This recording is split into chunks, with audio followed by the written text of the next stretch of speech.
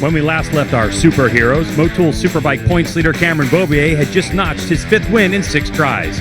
But since then, off-track news has dominated the headlines. The retirement of racing legend Roger Hayden. And with that Yost job wide open for next year, it's audition time to see who wants a factory ride the most. It's time to fill the rolling hills of Northern California's wine country with 220 horsepower screaming at 15,000 RPMs. It's time for MotoAmerica Racing, only on BN Sports.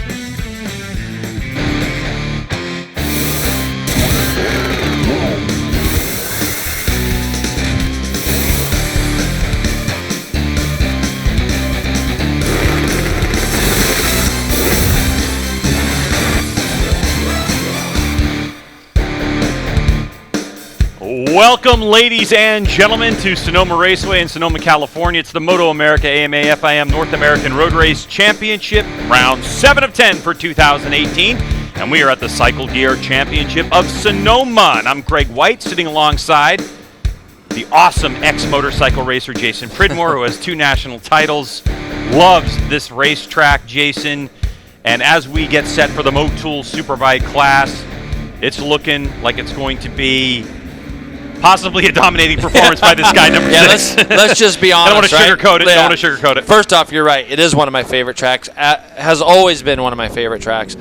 That guy there, Cameron Beaubier, he's got something that makes it really glad that I don't have to race here anymore. Seriously, right? He's just made it look so easy. That's the thing is this weekend. And you never want to just give it to somebody, obviously, but when you got your competitors kind of going, we might be battling for second, and these guys they've all got a little hint of egos. They all want to win, but they know when somebody's on a rail, and it just happens to be right now. All right, well, let's get down to the third member of our team, Hannah, because Hannah, you've been outside for a while now. How are things going down there? It's nice and cool up here in the booth. It's pretty nice out. We've got a nice breeze going still. I don't know. JP was saying earlier that the wind probably won't affect these guys too much on the track.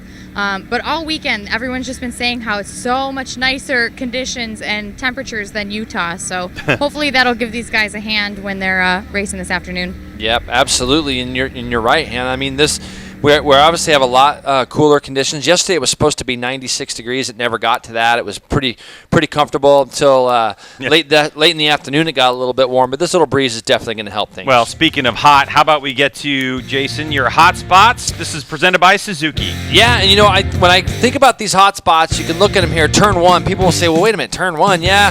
Turn 1 meaning off the start, because at this track, we don't use the actual turn 1. We use only this part of the track for the start. So these guys, when they go through here right now, it's the first time that they're going to actually do that, as it will be for the rest of our classes. So, I always get worried when you have people that have never raced Sonoma before. You have to really make sure and let them know it's a little bit different than what they've been doing all week. The second hot spot is going to be the Carousel. The reason I picked that is because it's a blind entry as you come up over the top of this hill. When you go inside real tight, there's some bumps in there and things.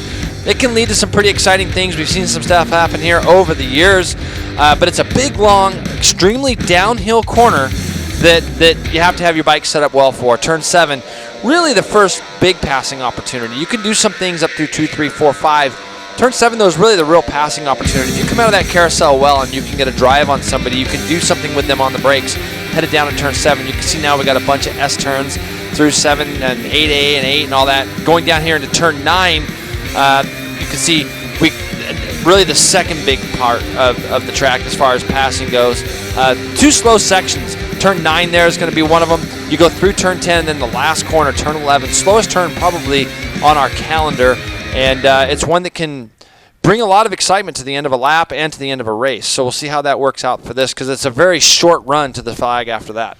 We returned to Sonoma Raceway last year, and when we did here in the MotoAmerica Series, there was one rider who absolutely dominated every session, and he's dominating this weekend. It's Cameron Beaubier.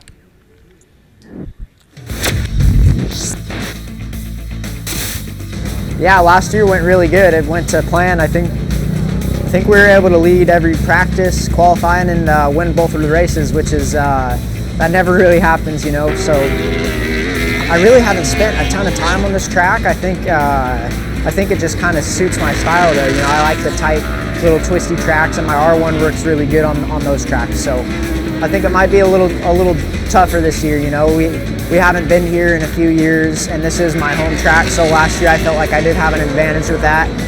I would say out of the field for this track, Sonoma. I know Tony's going to be really strong. It's his second year here. My teammate Garrett, Matty Schultz is really fast here, you know, right out of the box, which is pretty impressive. I mean, we gained points, but at the beginning of the year, we were pretty far behind, and it just kind of shows you how fast, you know, how fast it can switch. So. All right, that was brought to you by Motul, and Bobier is an absolute stud. Yeah. At this racetrack. We're going to take a break. On the other side, well, hang with us because Motul Superbike is looming on the horizon.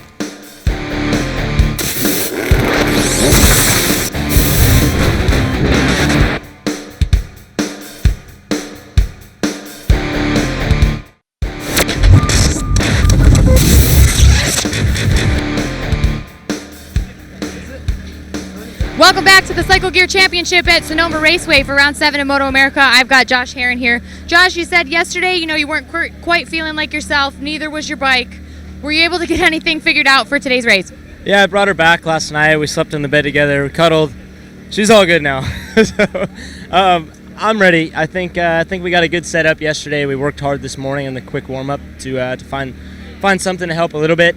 And you know, I'm just gonna go out and do my best. Hopefully, it's good enough. And you know, just try and have fun, like I said, and you know, after Utah, I'm happy just to be on the front row, happy to be here racing. Team worked super hard to get the bike together. Just pumped, seeing a lot of these Heron Coors Light hats floating around, so it's pumping me up before the race, and yeah, just ready to have some fun. Thanks, Josh. Best of luck to you. Jason? Well, have hey, you ever? You got to do what you got to do. Have you ever cuddled with your motorcycle? I believe I have. Yeah, I believe there's been a couple that Who maybe really hasn't? At least gone up and given a big hug. Yeah, there's no question. Especially in '97, I bet. And I tell you right now, that guy coming from the front row, he'll be a hard charger up that hill. There's no question about that with Josh Herron. So, again, he's got a great crew, so they've made some changes on that bike and made it better for him. All right. Well, here's a guy who's kind of having an up and down season and an up and down weekend. Tony Elias with Hannah. I'm late. Okay, Tony has actually decided to get ready, but when I caught up with him yesterday, you know, he was saying he made some really big changes to the bike because they were still chasing that perfect setup. You know, not the best qualifying performance that we've seen from Tony Elias this morning in the past, so hopefully we will see if he got those things ironed out for this afternoon's race. Yeah, when I was talking to Tony as well, Hannah, you know, we were talking about it this morning, Jason, and some of the changes they make. I think I taught him the phrase throwing spaghetti on a wall, you know, seeing what sticks. He was laughing. He's like, I'm going to post that up on Instagram and tag you in it. I was like, no, I'm good. That's really the thing is they haven't made holes. It's not like a club racer where they said, oh, let's just change this and change that and not have an idea. They have a direction on what they're going in, but they just can't seem to get two things working, Jay. They can't seem to get turning and grip. They can get turning, no grip, or no turning and a lot of grip. And the interesting thing is, he's able to do almost the identical lap times on those motorcycles, you know, and that's the thing that's been a little bit baffling for them. Just watching this morning and things, it looks like they've got the grip but not the turning, because he kind of, like, watching what he was doing earlier in qualifying, was kind of going straight to the apex again. Like, I know Tony, especially coming from GP, coming from Moto 2 and things, he knows how to flow around a racetrack, and this morning he just wasn't flowing the way I normally see him. Cameron Bobier, 34 flat, breaks an 11-year lap record, 7/10. Matthew Skolth, not to be outdone, also broke the lap record, but he's still almost half a second back. Josh Herron rounding out row 1. Then we got Elias, Garrett Gerloff, and how about Danny Essig? Danny Essig told me that his crew changed the motor between sessions yesterday, a session that he missed pretty much the whole session of. So props to Scheibe Racing. Peterson, Lewis, Roger Hayden, David Anthony, Kyle Wyman, and Jeff May will round out row 3 and 4. Row 5, Uribe, Verderico. Alexander Phillips come over from Australia, taking over for the spot that David Anthony is riding for. We'll get to that in a minute. Max Splinters and Bruno Silva. Alex Phillips is actually riding David Anthony's ZX-10 at this event. I don't see him on the grid. They've had some problems. He hasn't done very many laps. Looking out my window right now, I do see a blank spot out there, Greg, so I don't believe he's going to make the start, which is too bad. That's a long way to come. Yeah, that's a shame because Alex Phillips actually has experience here, Jason. I believe last year he was here on an MV Augusta. He was. He definitely was, and rode really well in his debut here with us last year. His dad's a famous Rob Phillips. I got to meet him over at the Phillip Island Classic. He is classic too, by the way. He's hilarious. Here's a good look. How many times have we seen Tony on the second row this year? I can't remember.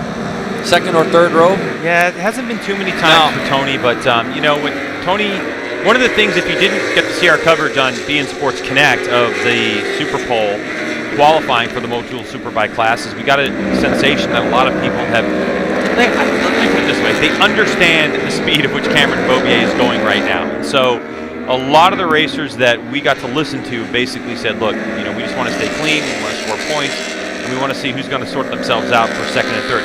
We're not that optimistic here in the booth, because anything can happen in motorcycle racing. We've seen people, lead and dominate and do all those things, but anything can happen. Anything can go wrong. Any mistakes. That's why they run the race, right? That's why we run the race. Yep.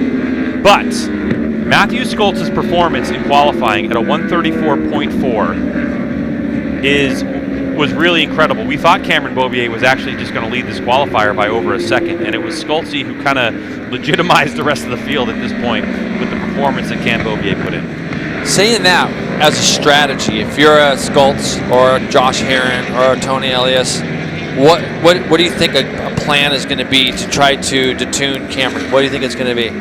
My view, it's the Valentino Rossi against Casey Stoner plan. Just get in front of him. You got to rough him up. Rough him up. And we're not looking for rough racing. We're not looking for dirty riding. No. That's not what we're looking for. What we're looking for is, at any opportunity that you get to kind of ruffle the feathers of Cameron, you've got to do it. You've got to be willing to take that shot. That's what I always admired about Josh Hayes. If and when Josh did have to race against somebody, he never just let them have their own way. Especially, and this is something that Josh and I have talked a lot about over the years, something that he loves, that he admires, is watching at the beginning of the race. It's the best time that you can make up positions, because everybody's in a group, everybody's in a pack. It is the best opportunity for you to make the passes that you need to make. You can't let things spread out and then hope that you can chip away. And if you think that you're going to chip away at Cameron Bobier today, that's not going to be the right way to go. You've got to get a good start. We've seen Tony get great starts from second and third rows. The thing that he's got a disadvantage on here is it's such a short little run to the first turn, and there's a wall to the inside of him on the left. That's going to make things very tight for him, okay? So that's going to be hard for Tony to do. If you're a Josh Herron and a Matthew Skoltz, you can actually come down across, not across the front of Cameron, but that wall on the inside is intimidating. You can see Skoltz, he's trying to get himself fired up. So it's going to be a really interesting run up this hill this first lap. Time to get the Motul Superbike race number 1 from Sonoma Raceway underway, and Bobier got a good launch. Skoltz got eaten alive, and it looks like Tony Elias almost had it. And Herron's going up around the outside. There goes Herron up around the outside, just what he needed to do. What a start by Tony Elias. Unbelievable. Yep. I mean, it was just that, and it was what you were saying, Jason. It was that initial launch. He just ran out of racetrack and That's had to turn exactly the right. thing. There's a wall there, so it makes it very difficult. And how about Cam Peterson? Runs up into 4th place right now on that Honda, but Cameron Bobier going to work early as he goes up over turn 4, goes by Herron. Herron's trying to square him back up before they get to turn 5. He's going to be able to do it. Now, Cameron's just got to maybe relax for a second. He knows he's got pace. He has the pace. He's going to tuck in behind Herron here, and Herron's a guy, especially on new tires, is extremely good and will not be afraid to stick it back underneath him at any point that he can. As they head down into turn 7 this first lap, Herron's done a tremendous job getting out of the carousel, making his way down to 7. Skoltz, by the way, goes down. He got a horrible start, Greg. I was just going to say Matthew got a horrendous start and loses the front in turn 7. So he's going to be trying to pick that bike up and get going. There he is. He's got, looks like the bike isn't too bad. Here comes Cameron. Cameron goes underneath Herron as they go down into turn 9. Now, what he's got to be careful with is Herron will not be afraid to fire right back. And here you go. Good drive by Herron. That's not the spot to do it, though. If he can somehow get himself to just get close to Cameron, Cameron closes turn 11 off really early. He's going to deter that from him. Now, Cameron gets a clear run up through 2, 3, 4, 5. That's where he was extremely fast this morning. But we're going to see, like I said, Josh Herron on new tires. But if you watch how easy it looks like Cameron's riding. That's the thing that just blew me away this morning, and just watching how easy it is for him to do what he needs to do. He just needs to take a deep breath now and just start putting his pieces together. That's really what he does so well around this track. Just lets the track kind of flow and come to him. 22 laps around here is physically demanding. I mean, it'll suck the life out of anyone. But Cameron Bobier, with his riding style, he's so smooth on the motorcycle. He's very efficient when it comes to racing a motorcycle. Is fit and ready for this on the Monster Energy Yamaha Factory Racing R1 Cambobier versus that privateer machine of Attack Performance Heron Compound Yamaha. Josh Heron, number 2, is on. And what a tremendous effort from Utah for this team to even be here to get this motorcycle back. And Heron with a huge mistake. He got a good run on him, but he just was too close on the brakes. It's just little stuff like that that you can't allow Cameron to get away. Josh had really closed up on the back of him.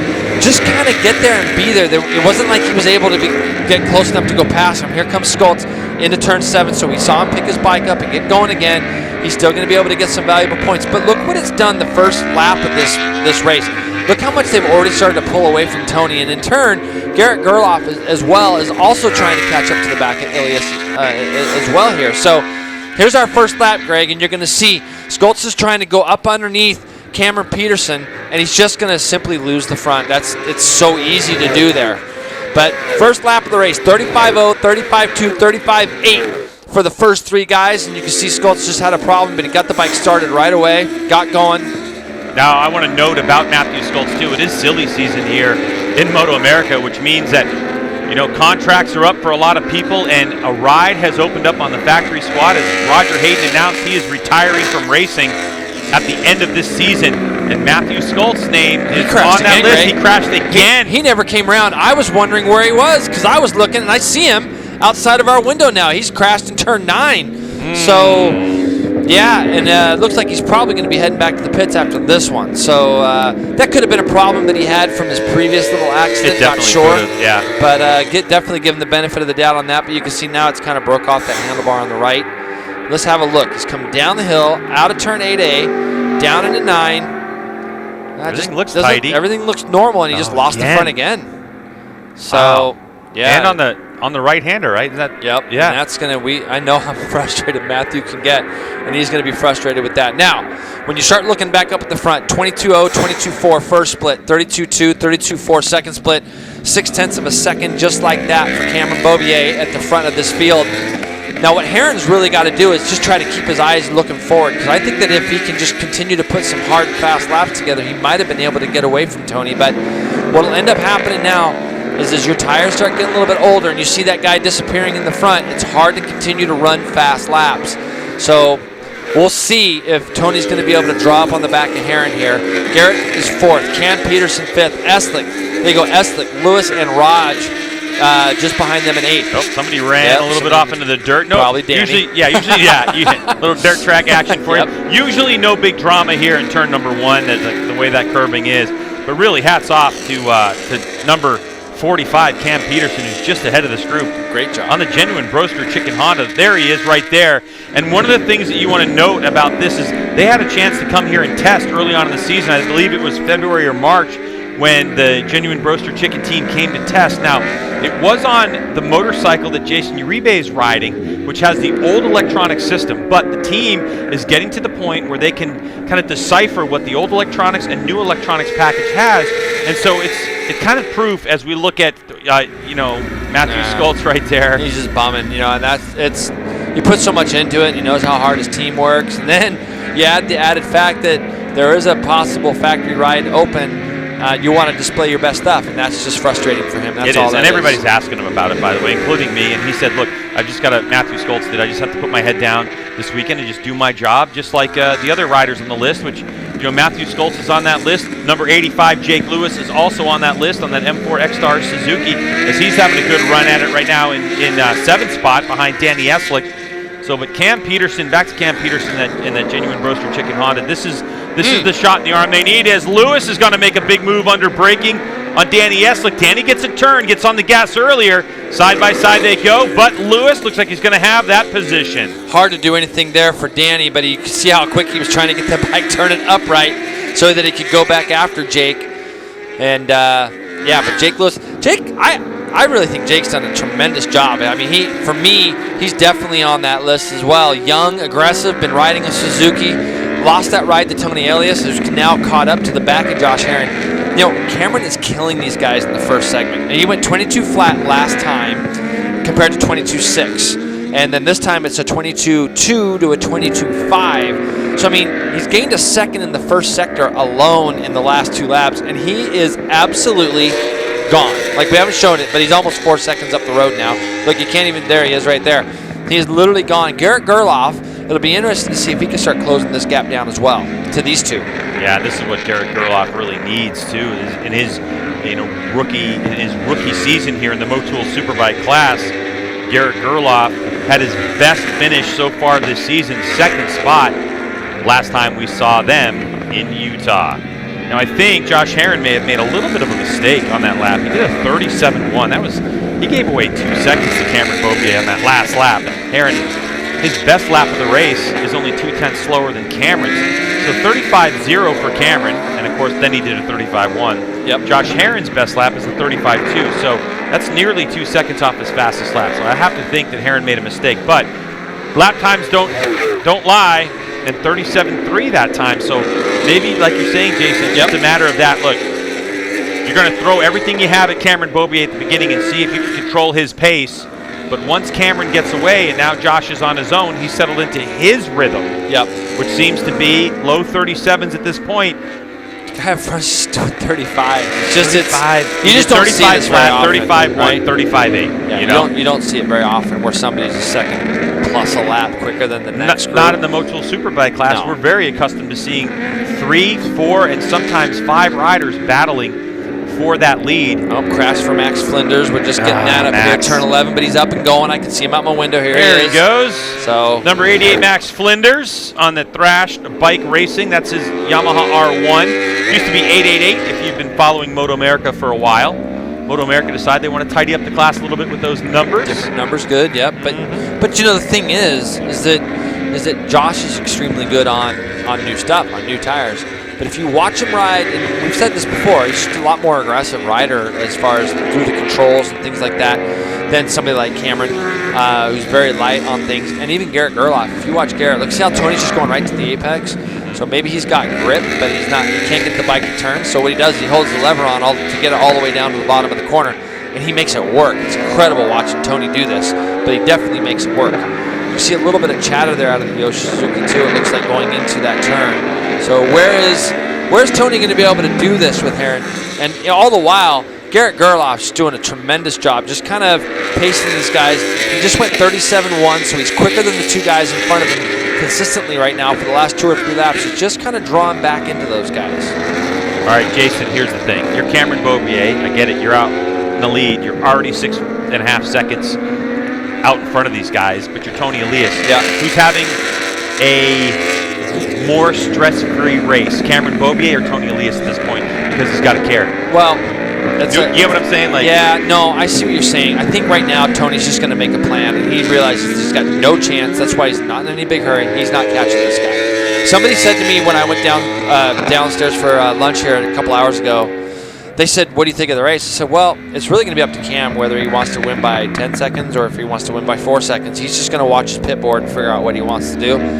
Tony, the thing that's going to be concerning for Tony is whatever plus he might have on his board, if indeed that's what he does on his pit board, that's going to be coming down. So that's going to make the difference of how quickly he's going to want to get by Herron or not. I got to think that Cameron's pretty relaxed where he's at. He's been in this position before, and it's pretty easy right now. I do, but with 22 laps too, I'm thinking to myself, listen, at least Tony's got something in front of him. He's got a goal. You know what I mean? It's in a way, it occupies the mind where, you've been out in your racing career. You have been out front, 10, 15 second race wins, maybe even more than that occasionally.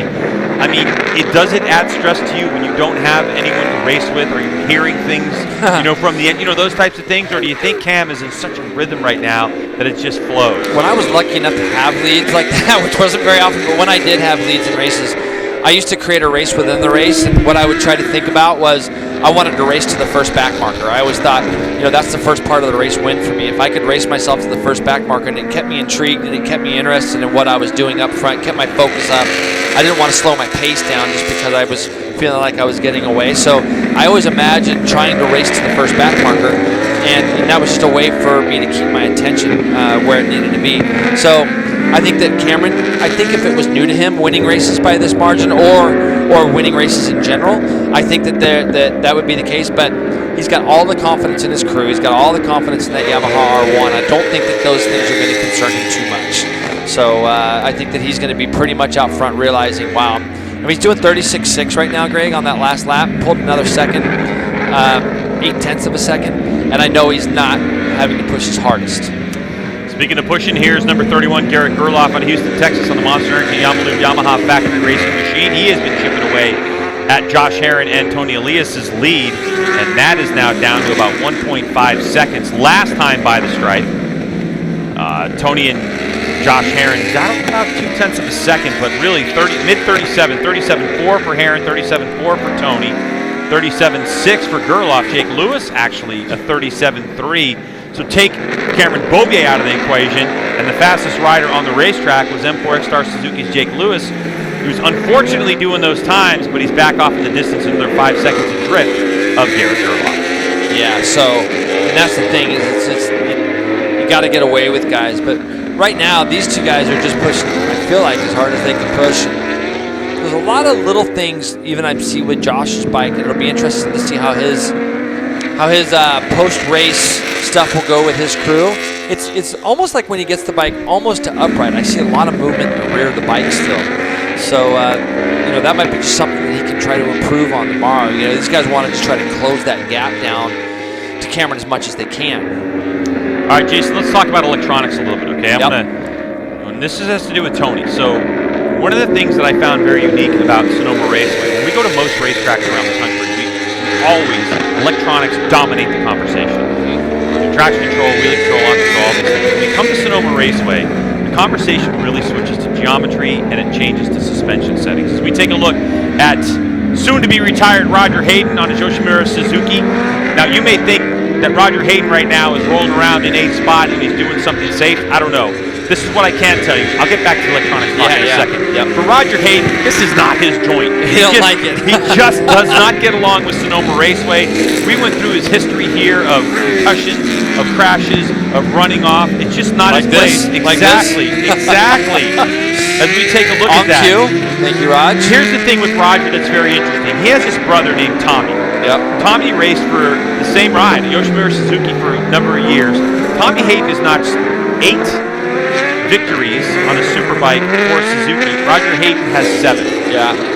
When I asked Roger, you're going for retirement, are you thinking about it? And he said, let me put it to you this way.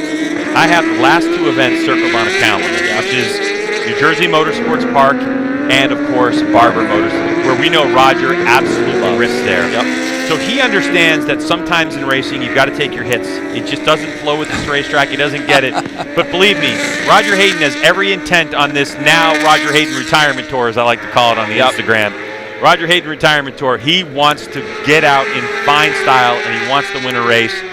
Sonoma Raceway is not the place. They've been struggling all weekend, and he's okay with it. Yeah, and he said the same thing to me. He told me he had those 2 circled. Hey, man, I'm happy with this guy, Cam Peterson. He's not letting Jake go. Would have been easy for him to do that, but he made a couple little mistakes, and Jake got a bigger lead on him, and now Cameron's trying to pull him back up. But Roger told me the same thing. We did a little interview yesterday that I think we'll get to see a little bit of tomorrow on our telecast, and he said to me the same. He says, I got these 2 races circled on my calendar. He's like, I won at Pittsburgh last year, Jay. He said, but I really got Jersey, and I've got and Barber kind of circled, so we'll see how that works. Well, for Cam Peterson on that genuine roaster chicken Honda, his best finish so far this season has been 7th, so he can hold on to this position or possibly even get Jake Lewis as the tire performance starts to get deep into this race. And sometimes we see motorcycles acting a little bit different. So for Cam Peterson, if he can hold off Danny Eslick and Roger Hayden, he would be in 6th spot by the end of this race, and that would be his best finish of 2018 in his Superbike debut season as well. Yep, 37.3 that time by for Cameron. Just to put it in perspective, Herrin, Elias, Gerloff, all 37.2s, 3s, 4s. So Jake Lewis and Cameron Peterson are going the same pace as Josh Herrin right now in 2nd, but they've just got too big of a gap back to them. 4.5 seconds between Lewis and Gerloff right now. Jason, you mentioned a little while ago that it was kind of up to Cameron Beaubier, the rider we're looking at right now, on how far the margin of victory is going to be. Last time by the stripe, 37 flat for Beaubier, so he kind of looks like he's now settled into clock management at about 8 seconds. A good look at the Dunlop slick choice for Cam Beaubier. And look how he sits on the bike. It's just so simple.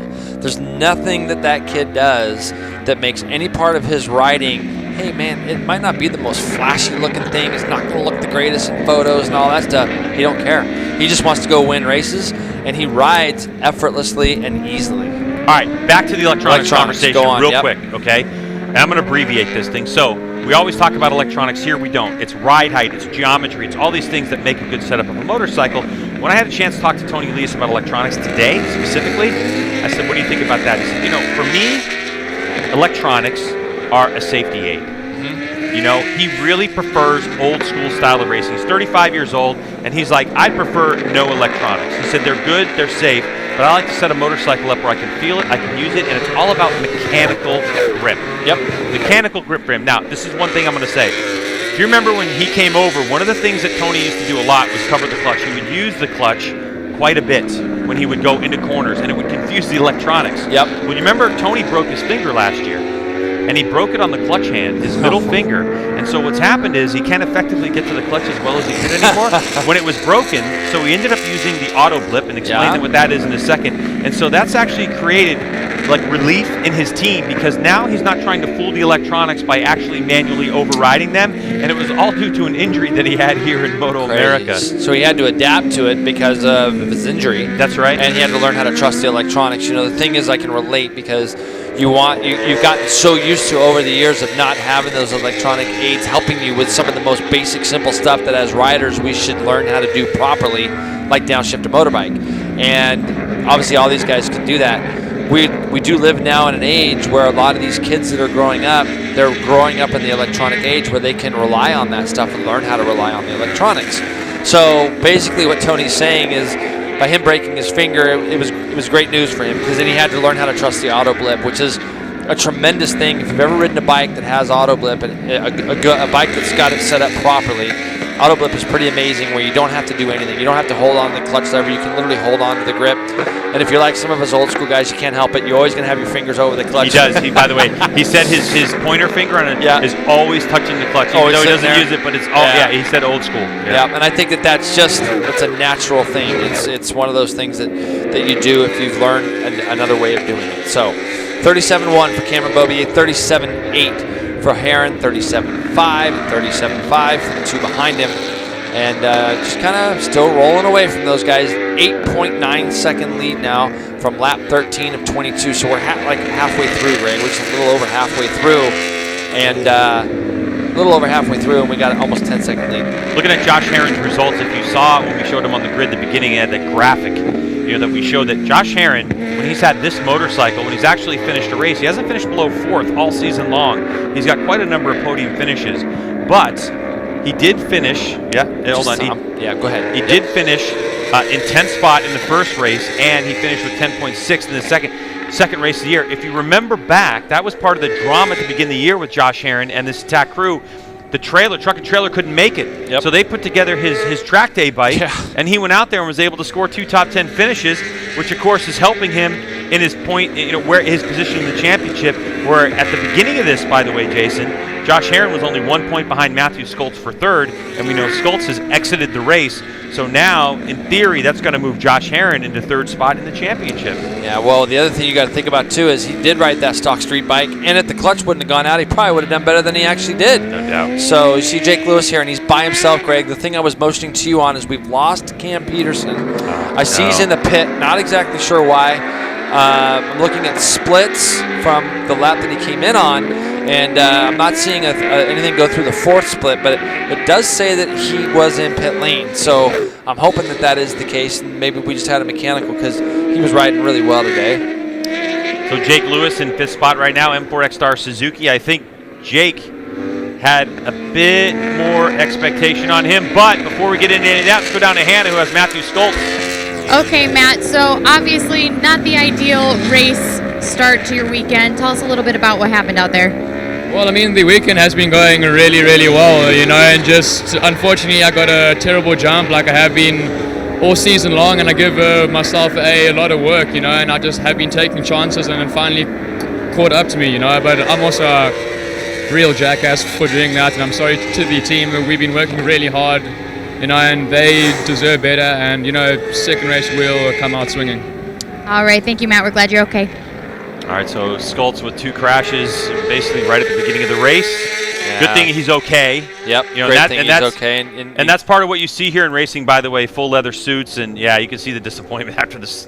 How do you do that the second time? And he's such a better racer than that. He's asking himself how he did it the first time. Right now, I'm looking out our window, even though we got Josh Herron on our screen here, and I saw them lifting Cameron Peterson off his bike. And you can see here, this is what we're kind of can see, and I'm not exactly sure what's going on with Cam, but they were literally lifting him off the bike. It looks like a leg injury of some sort, if I had to guess.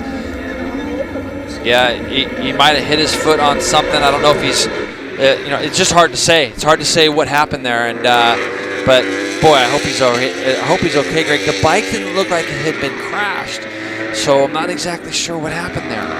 Hopefully he's okay. I mean, anything can happen, really. We've Right, seen it so before, well. where like near high sides and people kind of half fall off the bike and run over their foot or run something over your crazy. foot. That's exactly right. Boy, that's the first thing I thought about too, Rick. So it's good that you said that, because that's the first thing I was thinking. But back to the race at hand. Hopefully Cam Peterson's going to be okay. We'll get you that report later as our coverage for the weekend continues here on BN Sports. We're in the Motul Superbike race. We're looking at the battle for second spot, and number 2, Josh Herron, leads the way over Tony Elias, as Tony has really settled into that third spot position. And as Jason and I have been doing this for quite a while, we don't expect that to last very long, as we have 8 laps to go. And there's a look at Cam Peterson.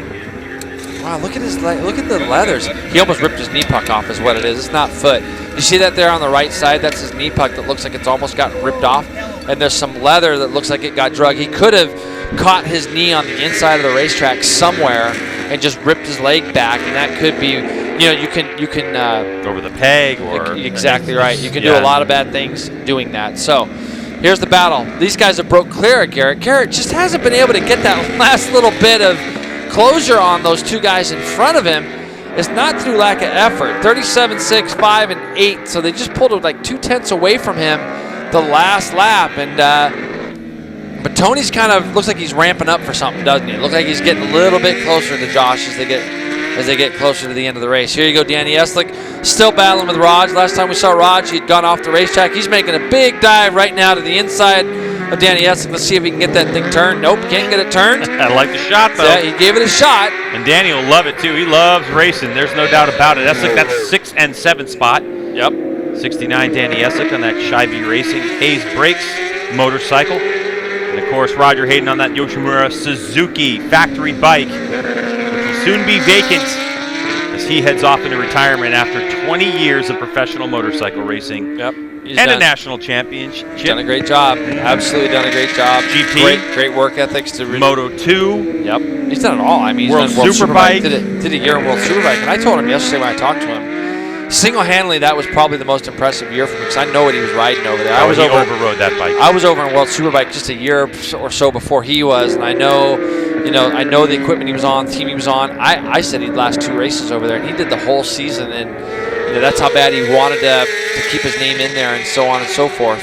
That BMW is not slow, is it? No, it is not slow. And of course, the throttle management system, I guess you could say, which of course is Danny Eslick. Yep. Is pretty darn good as well. Pretty good is old Danny, and it's funny because we talked, and he said to me, he says, Jay, because if you think about it, can you give my guys a little shout? Because literally he had big problems in the first session yesterday, and they've had that a little bit throughout the year. And Danny's here goes Raj again, trying to go up underneath, not going to make it again. Oh boy, Raj is counting the minutes until this round is over, But the thing is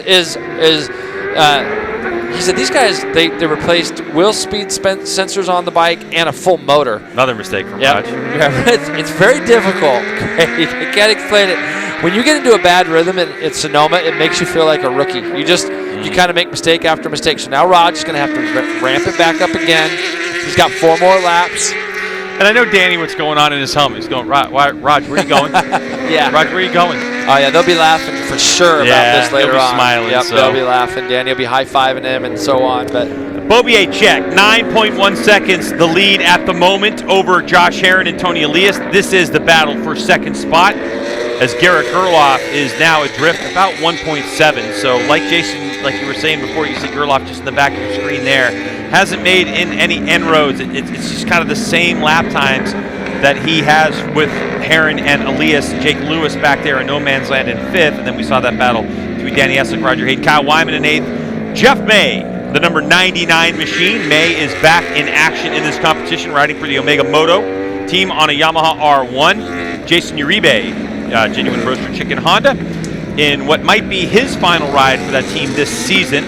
We'll learn more about that later, hopefully tonight. David Anthony in 11th, Sam Bertarico in 12th, Max Flinders, who picked it up in 13th, Bruno Silva in 14th, Cam Peterson, you saw, is out, Matthew Schultz is out, and Alex Phillips did not start. Yeah, and I just watching the battle there for a second as you get a good look at Jake. Jake's going to be pretty bored this race. Nobody to really race against after Cameron had his problem. Speaking of boring, this poor guy out front is, I think you almost have to adapt the attitude when you got a big lead like this. It's like, man, I'm so lucky to be a motorcycle racer. I get to just go out there and run this thing around a racetrack all day and enjoy myself. Well, the other thing, too, in talking with Cameron, and we talked about this during the Super Pole qualifier, is that, with his team, they are continuing to move forward and want to make improvement after improvement after improvement. And in that sense, this is the greatest data gathering, that he has, because Cam is able to really focus on, on what he needs to do to make improvements. Now, we can tell you that our timing scoring has gone down. Our timing scoring has gone down, but we're going to try to keep you honest on this one, as we usually have the benefit of checking that out as we look at some beautiful slow-mo pictures here of our BN Sports coverage of Cameron Beaubier. And really of note, just look at the efficiency of that kid's body. I just saw him make a mistake. What? I did. I just saw him make a tiny bit of mistake, so we'll have to mark that on lap 18. We'll have to have a talk with him. Hey, listen, it's getting deep in this race, Jay, okay? Yep. Getting back to this, and you can see the urgency that Josh Herron had, because if Tony's behind you, he's getting ready to throw some shots at you. Yep. How about this guy? Is Raj going to have another go? Of course he is. Is he going to have another go down here at the bottom? He's got it, doesn't he? He's got it. There goes. Here Watch, he goes. Yeah. Raj is going to get a stop. There you go, Raji. He got it. All right. But Danny got him. Oh, no. I thought he had his squirt up there. Well, he might still have a go here down in turn 11. He might be thinking to himself, you know what? Raj did it to me early. Nope. Raj got into turn 10 or 11 pretty good. Danny just snapped the front around. He certainly did. So we'll see if Danny goes after Raj here, and if Raj is able to pull away at all as they get down to the closing parts of this race. All right, so 8.8 seconds the lead right now for Cameron Beaubier as Roger Hayden moves himself into 6th spot. There you go. He's just got him set up, coming up over the top of the hill. This time, Raj just basically got up alongside of Danny and pulled a bunch more brake lever on while they were still upright and was able to make that pass stick. I thought Danny for a minute was going to try to maybe turn it back underneath him there and try to outbrake him into 11, but not quite. You see Cameron had a little look over his shoulder coming down through the S's here. And this is just watching a clinic, isn't it? It is. It's amazing. And this is where he made a mistake last lap. He came in here and he actually ran over this inside curbing on the left, completely upright. So listen, I've never been in this position, Jason, but I have to imagine it's not exactly true. But they have to imagine that it's got to be difficult to hold your concentration as long as this race is going on. It's been nearly 31 minutes since the start of this race. And Cameron Beaubier, he lead everything. He had to actually make a pass to do it, but to keep your focus, concentration, this entire race is daunting tasks. Well, you go through these little emotions of you might start thinking about other things or whatever's going on or looking behind you and seeing how big your lead is. Or now, a lot of these guys watch the TVs that are around the circuit where they can look at themselves and see who's behind them or close to them or whatever. But then you always kind of snap yourself back out of it. You say, all right, focus. God, don't let this thing get away from me, and get your focus back and put in a couple good laps and things. But you're 100% right. It is definitely difficult when you've got as big a lead, because it's just not, without any disrespect to anybody, it's just not supposed to be this easy. And it is for him right now. And Raj, now they've gone up to the back of San Bertarico. You can see Danny hasn't let Raj go at all.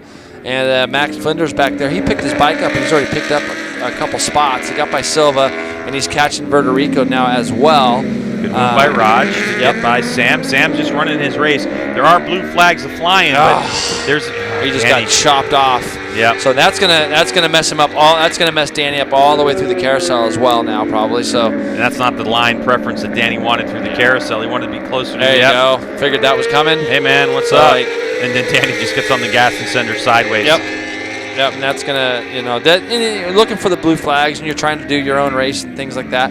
So that stuff happens. Raj in a little bit deep again into turn 7, so it's gonna allow Danny just to close back up on him a little bit.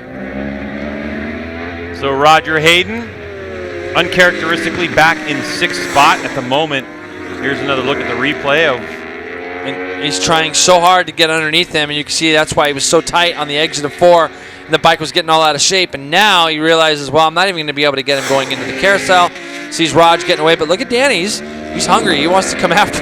He wants to come after Raj, and still make a race out of this between these two. So 6th and 7th, Roger another mistake heading into turn 11. Just can't quite get that motorcycle slowed down. He's just a little bit off, is Raj, I think. Like you say, it's not his favorite place. He's just kind of made a few mistakes here and there, and it just doesn't look like himself here.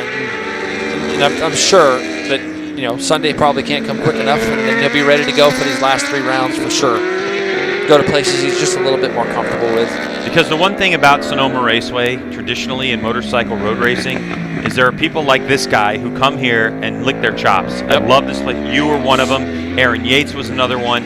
There are just some people that enjoy, and then I think there's a huge gap for the people that just don't get along with it. Yeah, you know what I mean? Does that make sense? There's not a lot 100%. Of middle-of-the-road people that go, Sonoma Raceway. It's either love this place, love the characteristics of this place, or it's like, oof, struggle. Best place I could put it is if you get a really intelligent rider that rides on the edge a lot, they're not going to like this place because they're going to be intelligent enough to know that there's some walls that are a little bit close, and the track isn't exactly great, and it's not exactly as far as bumpy goes, it's not exactly smooth as we come around for the white flag. So that kind of plays into people's psyche a little bit, I think. Wait a second, you just indicted yourself. No, I'm not that intelligent. You indicted yourself as not that intelligent. That's all I'm going to say. Where I'm going to go with it is then you get really good riders that can ride within a certain realm of where they feel comfortable, and it's not on the edge, and they can still go fast. That's where I'm at. See, I was going somewhere with this. No, but you had guys like Matt Mladen. They were just incredibly smart, brilliant-minded guys that could ride around and not be on that ragged edge to win races here. And that's what he was so incredible at doing. Yeah, Ben Spies. Look at Cameron Bobier. He's another prime example of it. The guy doesn't ever look like he puts a wheel wrong. And like you said, it's a clinic that he's put on today. And the thing is that he's an incredibly talented rider with a great team. So he can get to a level. He can get to a level that others have to push really hard to get to, like right over the limit, and he doesn't have to do it. It's very similar to why you see some of the guys do what they do even over at the Isle of Man. You get guys like John McGinnis and things. But if you take him to short circuit stuff, they're not the fastest guys. But he can go around the Isle of Man, and he can be very intelligent about where he wants to be fast. Where to push it, where to roll off. That's exactly right. And it's the same thing here with this guy. Working the final lap of the Motul Superbike race number 1 here, the MotoAmerica Cycle Gear Championship of Sonoma. Cameron Bobier has put on an absolute clinic on how to get around this racetrack after breaking an 11-season-old lap record in qualifying. Cameron Bobier, if he can navigate this final corner, is going to get on the gas and take his Yamaha R1 to victory, his 6th win in 7 races for the Californian. What a ride by Josh Herron. Great job, Josh, running second that whole time, knowing that you got Superbike champion up behind you the whole race and just being able to pace that thing. Garrett Gerloff's going to come across the line in 4th. Yeah. But tremendous job from Josh Herron and that attack crew, especially after what they went through in Utah. Be interesting to talk to Josh Herron if part of his strategy was to really put his head down with that 4-lap to go mark, because I think that was the move as M4 Star Suzuki's Jake Lewis comes across the line in 5th spot. I think, because I could tell from his body English that he really started to put his head down. Roger Hayden holds off Danny Eslick to take 6th spot. Another one in the books, so now it's 7 and out for Roger Hayden. It was 8 and out at the beginning. Right, is that right? Let's see. You watch. Races. He's gonna be at the front of a couple of these races. I know he is. Yeah, there's no question in my mind. I'm telling you. Heading off into retirement, there's one thing that Roger would love to do. Turn to Tommy and go, I've won 9 of those races. That's right. Yep, I got 9 of them Suzuki races. You got 8, buddy. Yep. I know it would. That family rivalry, of course, is legendary in Owensboro, Kentucky, and around the world between the Hayden brothers. So Cameron Beaubier, in the end, 7.2 seconds the margin of victory over Josh Herron. Didn't quite tell the actual story of the race or the dominance in control that Cameron Beaubier had of this entire race. Tony Elias will finish in third, Garrett Gerloff in fourth spot, then Jake Lewis, Roger Hayden, Danny Eslick, Kyle Wyman in eighth spot, Jeff May a ninth, Jason Uribe in 10th spot. So good job for Jason, the young rider who's had some stints with Moto2 bikes in his day. Yep. Now transitioning to the Superbike for 3 races. David Anthony as a villain, I guess you could say, rider. Yep. You know, be interested to see if how that goes for the coming races and what that team decides to do. So David Anthony owns his own team. It's Fly Racing, and he actually was racing for the Quicksilver Lexington Hudson Motorcycles team. This one he'll finish in 11th spot. And then Max Flinders able to pick it up off the deck, finishing in 12th, San Bernardino, and Bruno Silva 14th. We have Cam Peterson and Matthew Schultz who didn't finish this race. So, I mean, listen, if you were here and you were checking out different parts of the racetrack, you saw one incredible motorcycle racer put on a display for the ages, as Cameron Beaubier will have a 7.2 second margin of victory after racing for a little over 35 minutes. Interested to really hear his comments. Yeah. Should Hannah bring up the fact, Jason, that you saw Cam make a little mistake? Yeah, I'm mad at him. I mean, he could have won by more, couldn't he? No, it was such a minimal thing. But yeah, it's great. Great to see Cameron do so well. That's going to take his race, I believe, his points advantage up to over 2 races. Greg, is that correct? Oh, yeah, it certainly will. That's 9 extra points over Tony Elias. That's going to take him to about 58. All right, we're going to take a break here on BN Sports. When we come back, Hannah's going to chat these 3 up.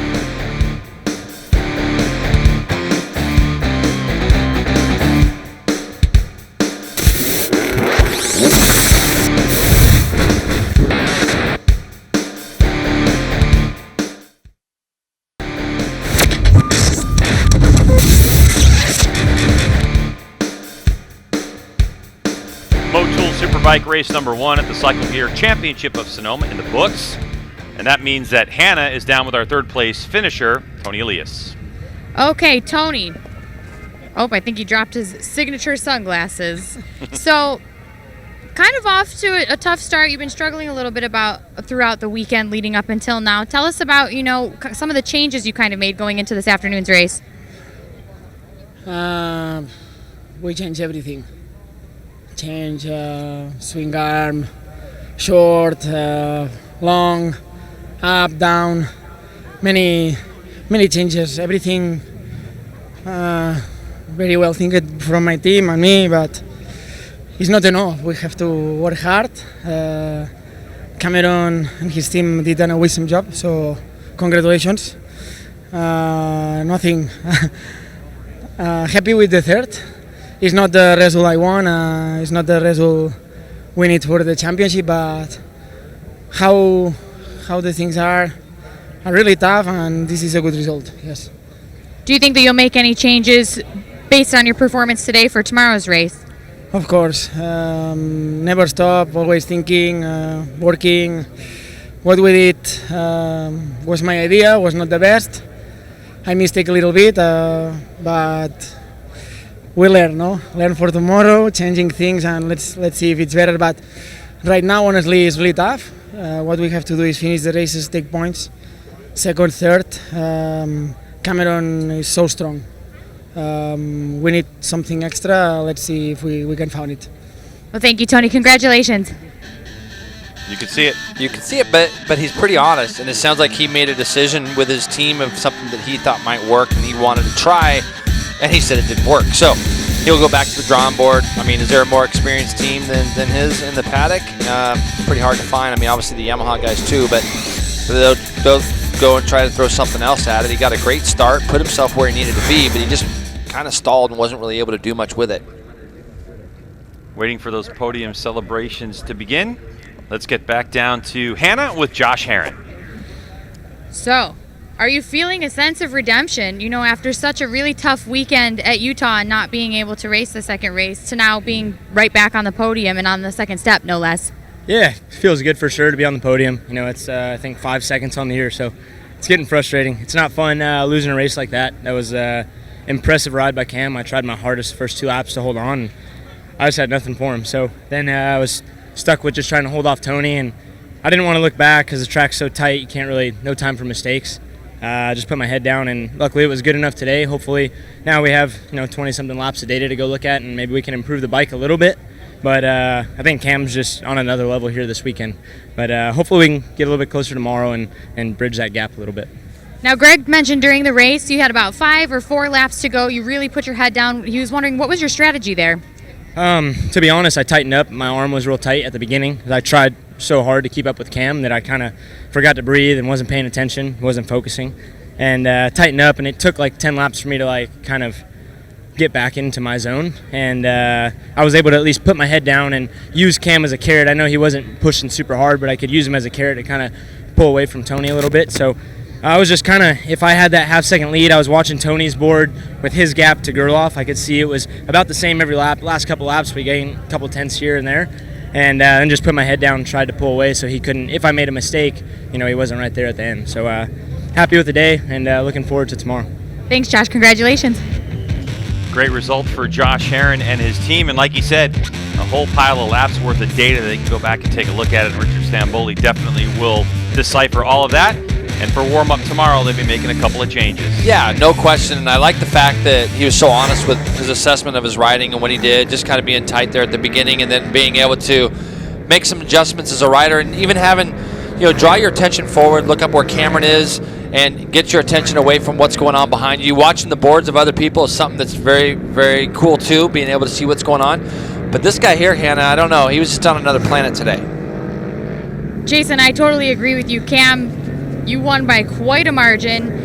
Jason mentioned during the race, when he was leading by that much to kind of occupy his mind, he was racing to the next back marker. Take us through your thought process of what's going on in your head when you're all alone like that. Yeah, it's tough. I'm not really used to be able to pull a gap like that. It's normally like a fierce battle to the end, especially with the guys I'm racing.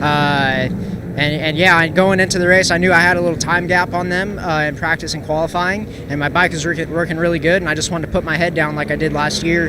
And Herron was really tough at the beginning. We were kind of going back and forth, and I started opening up a gap slowly, and after I had a 5-second gap or so like that, I tried to back it down a little bit, but man, I was like losing focus. I ran off the track, almost did a second time in the chicane, but we were able to bring it home in first place. So big thanks to my Monster Energy Yamaha team. My Dunlop tires were hooking up so good.